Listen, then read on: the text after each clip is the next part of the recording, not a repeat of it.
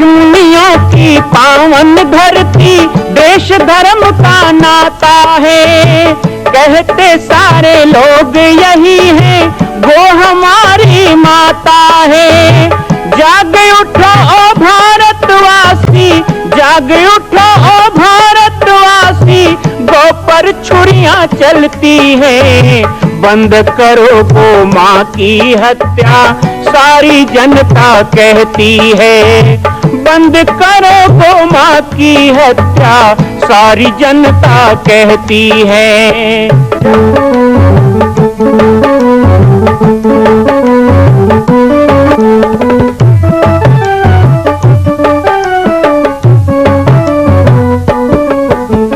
जगह जगह पर बूचड़ खाना, लाखों गौएं कटती हैं। किसे सुनाए व्यथा हमारी, नैना नीर बहाती है। रक्षा करना गौ माता की, रक्षा करना गौ माता की, गीता ज्ञान सिखाती है। बंद करो गौ माँ की हत्या, सारी जनता कहती है। बंद करो गौ माँ की हत्या, सारी जनता कहती है। जय श्री राम, जय गौ माता, जय गोपाल। स्वागत है आप सभी का भारत के हृदय स्थल छत्तीसगढ़ प्रांत में मां कौशल्या धाम जिला बालोद में विगत 18 वर्षों से बन रहे इस विशाल दिव्य भव्य मंदिर का निर्माण। विश्व के अंदर भगवान राम के लाखों मंदिर हैं। अब अयोध्या में भी रामलला विराजित हो चुके हैं, लेकिन छत्तीसगढ़ की बेटी मां कौशल्या जो राम की माता है, उनका एक भी मंदिर पूरे विश्व में नहीं। इसीलिए यह विशाल तीर्थ का निर्माण विगत वर्षों से चल रहा है बालोद जिला छत्तीसगढ़ में। 25 करोड़ की लागत से बनने वाला 108 फीट ऊंचा, 65 फीट चौड़ाई और 136 फीट लंबाई का राजस्थान के ठोस पत्थरों से बनने वाला यह मंदिर हजारों वर्ष तक भारत में 5वें धाम कौशल्या धाम के रूप में स्थापित रहेगा। 3 तल के इस मंदिर में प्रथम तल पर भगवान शिव, मध्य तल में गोद में रामलला को लेकर स्वर्ण सिंहासन में मां भगवती कौशल्या विराजित होंगी और तीसरे तल पर पंचमुखी हनुमान। इसके अलावा सामाजिक समरसता को समर्पित यह मंदिर सनातन हिंदू धर्म के समस्त देवी देवताओं महापुरुषों की मूर्तियों से सुसज्जित होगा। आप सब एक एक मूर्ति का संकल्प भी इस मंदिर के लिए कर सकते हैं। ध्यान रखिएगा, यह अवसर बार बार नहीं मिलेगा, क्योंकि 2026 में मां कौशल्या का दिव्य भव्य धाम स्थापित हो जाएगा। मां कौशल्या विराजित हो जाएगी। एक बार पुनः आप सबको निवेदन करूंगा, आइए, जुड़िए और सबको जोड़िए इस विशाल तीर्थ के निर्माण में। मैं राम बालक दास महात्यागी आप सभी को आह्वान करता हूं, संपूर्ण प्रदेश एवं देशवासियों को, कि जिस तरह रामलला के दिव्य भव्य मंदिर के लिए आप सब ने मुक्त हस्त से दान दिया है, इसी तरह मां कौशल्या के एकमात्र विश्व के प्रथम धाम के निर्माण में आप सभी मुक्त हस्त से दान दें। यह दान 3 आहुति के रूप में लिया जा रहा है। हम 1100, 1700, 5100, 11,000, 21,000, 1 लाख, उससे भी अधिक जो भी राशि करना चाहें 2025 और 26 के अंतर्गत 3 बार देने का संकल्प लेंगे। मां को निकला होगा, कितना रोया जब बेटी की विदाई हुई। शरीर को कष्ट हुआ तो रोया होगा। संसार में बहुत काम में बहुत समय पे आपको आंसू आए होंगे, लेकिन धिक्कार बोलना चाहिए कि आज तक भगवान के नाम से 2 बूंद आंसू आंख से ना निकले तो हमारा हृदय पत्थर नहीं तो क्या है। लेकिन धन्य है वो लोग जिनका हृदय ऐसा हो, गद गद गिरा नयन बहे नैना। भगवान का नाम स्मरण हो तो आंखों से आंसू झरझर बहने लगे, हृदय भाव से भर जाए, मन गदगद हो जाए, तो समझना वो भक्ति का पहला लक्षण है। भक्त और भक्ति का लक्षण रूप से नहीं है। जटाजूट बन जाए, दाढ़ी मूछ बन जाए, चंदन तिलक लगा ले, लाल पीले कपड़े पहन ले, उससे भक्त नहीं। ये सब भी करना है, ये सब गुण को जागृत करता है, लेकिन इसके साथ मन का भाव वैसा। भक्त बनना कैसे, भगवान से प्रीत कैसे। किसी ने मुझको पूछा कि आप जो कह रहे हो वहां पहुंचने के लिए क्या करना पड़ेगा। ठीक बात आपने पूछा। चलो वहां पहुंचना अच्छी बात है, भक्त बनना चाहिए। भक्ति तो ऐसे हो कि भगवान का नाम हो तो आंखों से अश्रु बहने लग जाए, मन गदगद हो जाए, प्रसन्नता हो जाए, समय कैसे बीते पता ना चले, भगवान का नाम लेते लेते जिंदगी बीत जाए। लेकिन वहां तक पहुंचे कैसे, क्या करना होगा? अरे भजन करना होगा, और क्या करना होगा? भगवान के नाम से प्रीति लगाने के लिए भगवान से का भजन करो, भगवान का नाम स्मरण करो। 108 की माला लेके जाप करो, खाली समय हो तो राम राम करते रहो। सोवत जागत शरण तुम्हारी, जब रात को सोने लगो तो भगवान का नाम लेके सो, और सुबह उठो तो अपने आप मुख से राम राम निकलने लगे।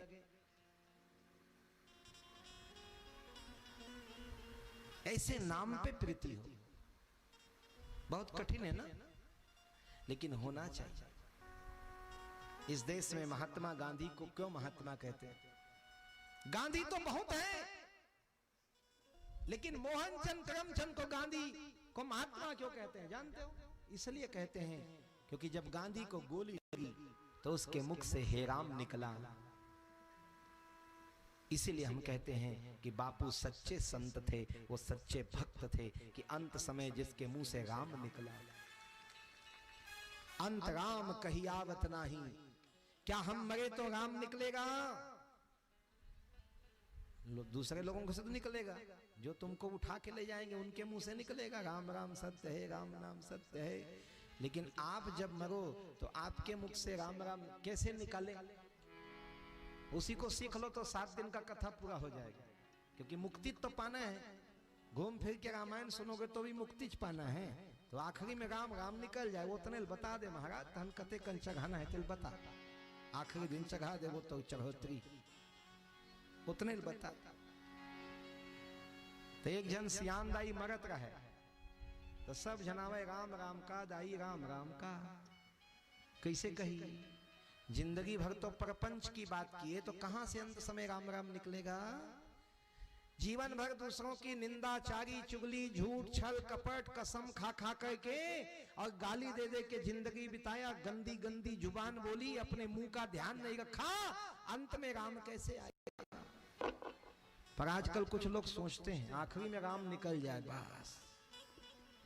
कोई मरने लगे तो नहीं कहते लाओ लाओ गंगा जल लाओ, गंगा जल लाओ। जिंदगी भर दारू में फुर्सत नहीं है, मरने के समय गंगा जल डाल दोगे कोई फायदा नहीं। अच्छा, एक तो कहे दही और पेड़ा खिलाओ मरने वाले, दही पेड़ा खिलाओ, तुलसी पत्ता उसके मुंह में ठूसो, तो 2 आदमी पकड़ के मुंह खोले खोल, और एक आदमी खा। ऐसे तुलसी पत्ता खवाए मुक्ति हुई। जिंदगी भर तो जीव जंतु का हड्डी खाए हो, मांस खाए हो, अंडा खाए हो, मरने के समय तुलसी पत्ता ठूसने से कैसे मुक्ति होगी? नहीं होता। अंत राम कही आओ, ये जतन से होगा, अभ्यास से होगा। एक बार रस्सी को पत्थर पे चलाओगे तो पत्थर कटेगा? कटेगा? अब तो कुआंच नहीं है, कैसे बताएं? लेकिन रसरी आवत जात ही सिल पर परत निशान। जब बार बार रस्सी वहीं से आए जाए तो बार बार भगवान का नाम जपते रहे। नाम जपने से ही नाम पे प्रीति आएगा, ऐसे नहीं आएगा। कई लोग मेरे पास आते हैं। अभी कल मैंने कहा था कि जिसके मन में जिज्ञासा होती है वो जरूर बताएं, तो बहुत सुंदर बात आई है और मैं स्वागत करूंगा। कहते हैं कि ये सत्संग मिलाए ना, कथा पुराण तो बहुत मिल जाएगा आपको, लेकिन ये सत्संग मिलाए, यहाँ आपको बोलने की आजादी है, पूछने की आजादी है। बोल नहीं सकते तो लिख के दे दिया करो। हम नहीं कहते आरती में खाली पैसा चढ़ाओ, आरती में सवाल चढ़ाओ। उपासना साहू,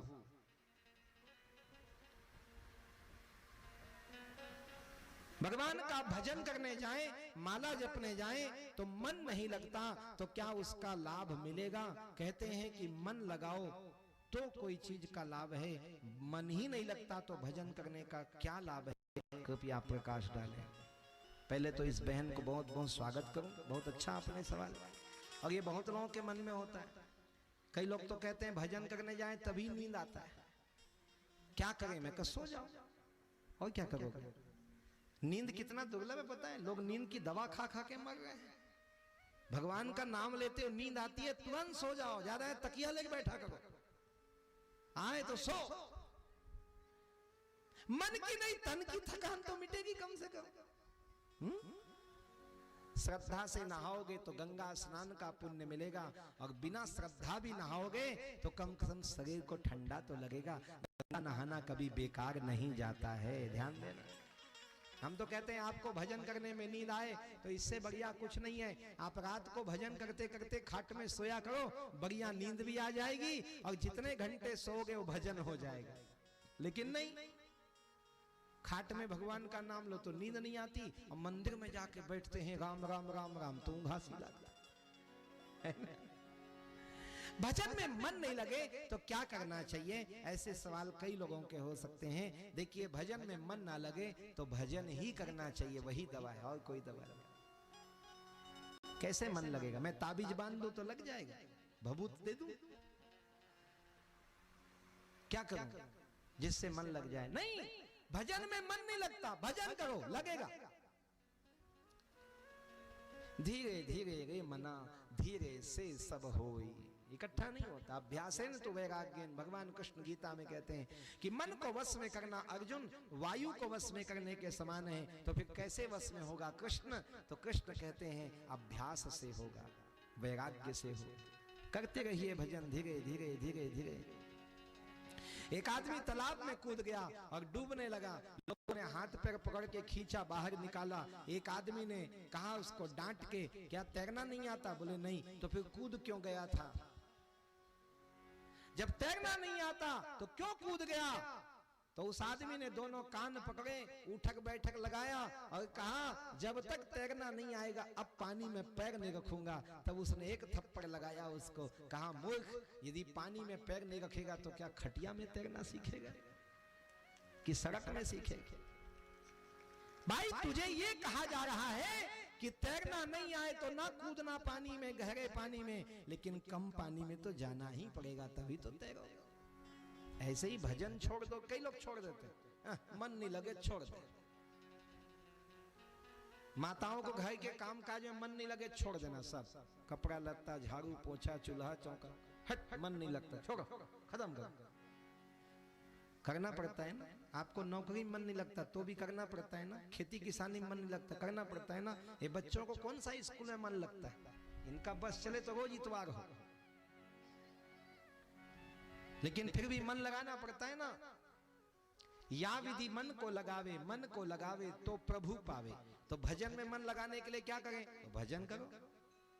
तो हम उपासना बहन को कहेंगे, वैसे और जिनके मन में सवाल है उनको कहेंगे यदि भजन में मन नहीं लगता है तो और भजन को बढ़ाओ, खूब भजन को बढ़ाओ। मन ना लगे तो लगाओ। एक छोटा सा बच्चा, यहाँ मेरी माताएं ज्यादा संख्या में आई हैं, छोटा बच्चा जब आपको काम नहीं करने देता है ना 2-3 साल, वैसे तो आप लोगों को बड़ा अच्छा लगता है। आपको कौन माँ नहीं कहती कि मेरा बच्चा मुझे सताए? भले मेरे पास आते हैं कुटिया में, बाबा जी कुछ करो ना, हमारा बच्चा शैतान है। और कहीं एक दिन मुंह उतार के बैठ जाए ना तो घबरा जाएंगी, क्या हो गया, फूंका झाड़ी करवाओ, किसका नजर लग गया। बच्चे शैतान हो तभी अच्छे लगे। तो छोटे बच्चे शैतानी करते हैं, वो कभी बाल खींचेगा, कभी साड़ी खींचेगा। माँ चावल साफ कर रही है तो पीठ में चढ़ जाएगा, इधर कर देगा, चावल फैला देगा। तो माँ उसको अरे बैठ, चुप, काम करने दे, शैतान बैठ। तो थोड़ी देर बैठेगा फिर उठेगा, चंचल स्वभाव है, मन भी तो चंचल है ना। तो फिर बैठ, नहीं बैठेगा, फिर इधर पीठ पे चढ़ेगा। तो माँ क्या करती है, चट से देती है, बैठ। तो फिर वो समझ जाता है अब ठीक नहीं है, तो थोड़ा शांत हो जाता है। ऐसे मन को मनाना, ऐसे मन को लगाओ। मन नहीं लगे लगाओ, कान पकड़ के लगाओ, उसको लगाना। थोड़ा थोड़ा ना भगवान की कथा का उसको मिठाई दो।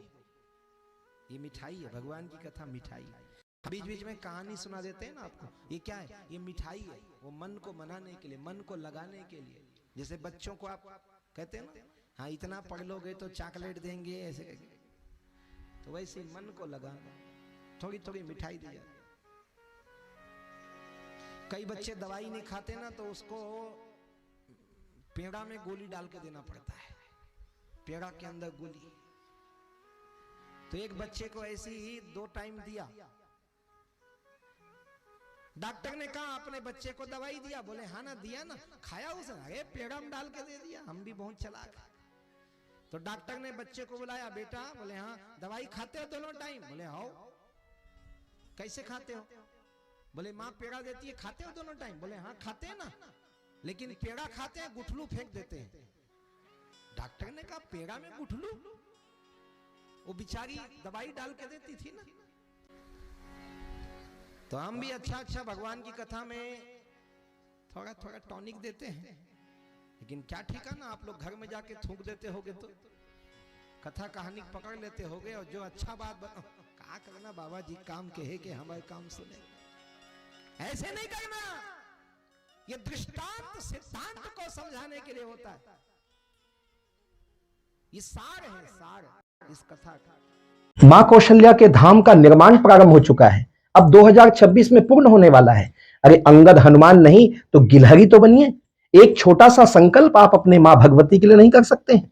यदि आप राम भक्त हैं तो मैं चाहूंगा कि मां कौशल्या के धाम के निर्माण के लिए आप अपने जीवन का एक अंश जरूर समर्पित करें। आइए हमारे नीचे चल रहे व्हाट्सएप नंबर और अकाउंट डिटेल पर संपर्क करके अपने जीवन का एक अंश लगाकर आप भी पुण्य के भागी बने। मैं राम बालक दास महात्यागी, मां कौशल्या धाम, जिला बालोद, छत्तीसगढ़ से। मां कौशल्या की पावन जन्मभूमि छत्तीसगढ़ प्रांत में बालोद जिला में स्थित है श्री सर्वसिद्ध शक्तिपीठ जामड़ी पाटेश्वर धाम। परम पूज्य सद्गुरुदेव राजयोगी बाबा जी की तपस्थली श्री पाटेश्वर धाम और विश्व के अद्वितीय मां कौशल्या जन्मभूमि मंदिर निर्माण का दर्शन करने और इसी प्रकार समसामयिक विषयों पर अपना ज्ञान वर्धन करने के लिए और 10,000 गायों के लिए बनने वाले श्री हनुमान नंदीशाला गो अभ्यारण्य का समाचार प्राप्त करने के लिए आप सभी देखते रहें YouTube चैनल पर राम बालक दास, और हमारे चैनल को आप सभी सब्सक्राइब करें, घंटी का बटन दबाएं ताकि आप सूचनाओं से जुड़े रह सकें। जय श्री राम, जय गौ माता, जय गोपाल।